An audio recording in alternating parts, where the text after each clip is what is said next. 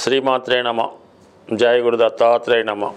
ఈ వీడియోలో మనం మకర రాశి వారికి ఫిబ్రవరి 1వ తారీఖు నుంచి 28వ తారీఖు మధ్యలో జరగబోయే మాస ఫలితాలు తెలుసుకుందాం.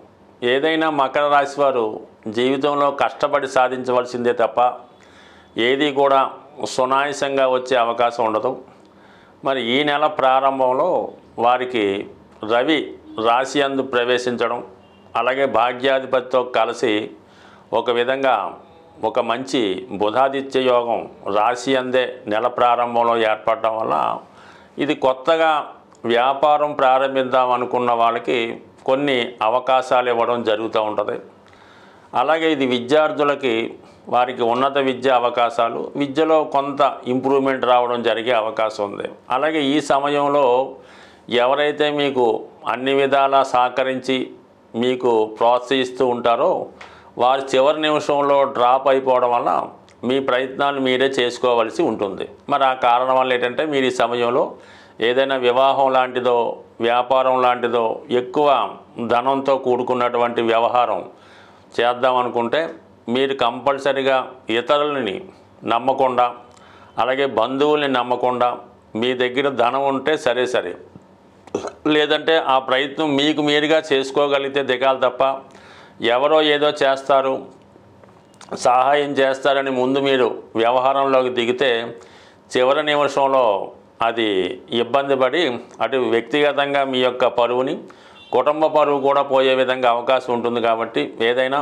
ముందుగా ధనం మీ దగ్గర పెట్టుకొని ఆ వ్యవహారాన్ని స్టార్ట్ చేయడం మంచిది. అది ఏదైనా అవ్వచ్చు, బట్ అది వ్యక్తిగతంగా ఈ రాశిలో ఉన్న వాళ్ళకి అర్థమవుతుంది. ఇక 12వ తారీఖు తర్వాత ఈ కుటుంబ స్థానంలోకి రవి బుధ గ్రహాలు ఇంచుమించుగా ప్రవేశించడం, అక్కడ శని గ్రహంతో కలవడం జరుగుతూ ఉంది. అయితే ఇది చాలా వరకు కుటుంబ సభ్యుల మధ్య ఏకీభావం లేకపోవడం జరుగుతూ ఉంటుంది. ఏదైనా ఒక వ్యవహారంలో కుటుంబ సభ్యులంతా కూడా కలిసి చేయవలసిన పని ఏదన్నా ఉంటే అది ఎవరో ఒకరు ప్రమేయంతో ఎవరో సహకరించకపోవడం, ఎవరికి వారే కాముగా ఉండిపోవడం వల్ల ముఖ్యమైనటువంటి కార్యక్రమాలు వాయిదా పడే అవకాశం ఉంది.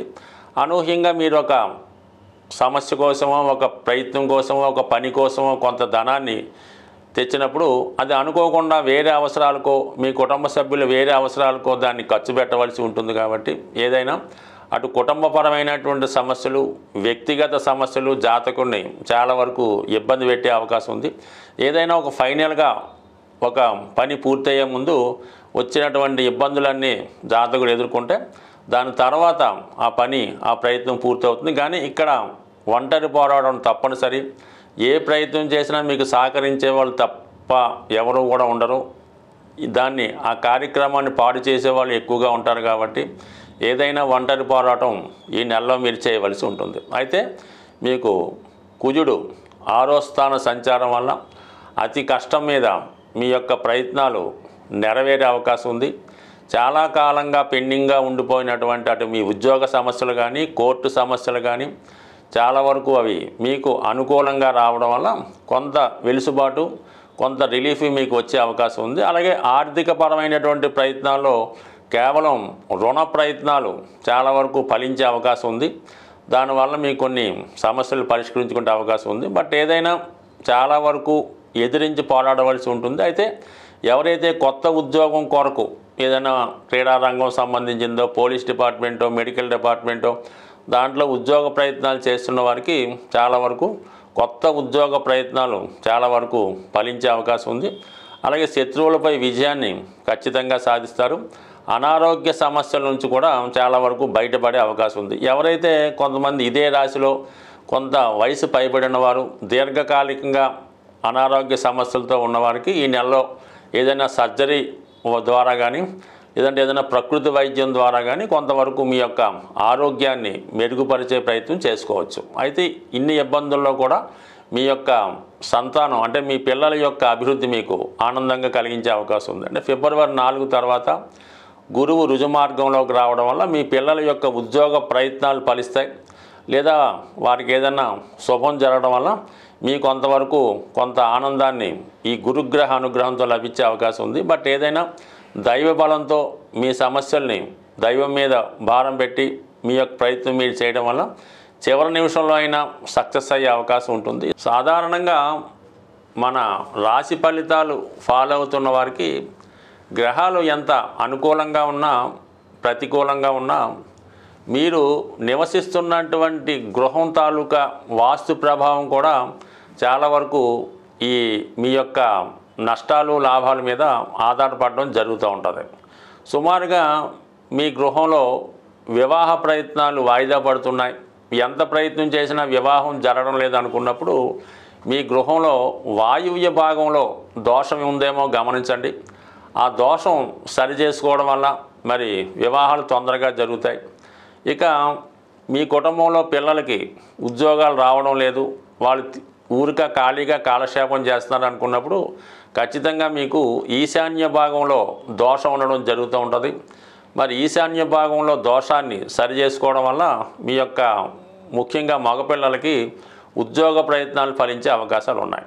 అలాగే ఆగ్నేయ దోషం అన్నది చాలా ప్రమాదకరంగా అది మొత్తం కుటుంబాన్నే స్ట్రగుల్ పెడతా ఉంటుంది. అంటే చిన్నవారు పెద్దవారిని డామినేట్ చేయడం, ముఖ్యంగా ఆ కుటుంబ యజమాని అంటే భర్త ఏదో ఒక వ్యసనానికో బలహీనతకో లోనవడం వల్ల ధనాన్ని పాడు చేయడం జరుగుతూ ఉంటుంది. ముఖ్యంగా ఈ ఆగ్నేయ దోషం వల్ల ఆ కుటుంబంలో స్త్రీలకి అనారోగ్య సమస్యలు రావడం వల్ల భార్యాభర్తల మధ్య ఫిజికల్ అట్రాక్షన్ తగ్గుతూ ఉంటుంది. దాన్ని ఆసరాగా తీసుకొని భర్త వేరే కారణాలతో వేరే ప్రయత్నాల ద్వారా తన అవసరాలు తీర్చుకోవడం జరుగుతూ ఉంటుంది. అలాగే వివాహం అయిన తర్వాత కూడా ఆడపిల్లలు తరచూ పుట్టింట్లోనే స్టే చేసి పుట్టింటి మీద పెత్తనం చేయడం జరుగుతూ ఉంటుంది. అందువలన ఇటువంటి దోషాలు ఉన్నవాళ్ళు ఆగ్నేయ దోషాన్ని కూడా సరి చేసుకోవడం మంచిది. సాధారణంగా గ్రహ దశలు జరుగుతున్నప్పుడు కొన్ని గ్రహ దశలు అంటే ముఖ్యంగా రవి దశ జరుగుతున్నప్పుడు ఆ యజమానికి ఇబ్బందులు వస్తున్నాయంటే ఖచ్చితంగా మీ ఇంట్లో తూర్పు భాగాన్ని కూడా సరి చేసుకుంటే ఆ యజమాని పలుకుబడి పెరుగుతుంది, ఇంటి మీద పెత్తనం సాధిస్తారు, ఆరోగ్యపరంగా అనుకూలంగా ఉండే అవకాశం ఉంది.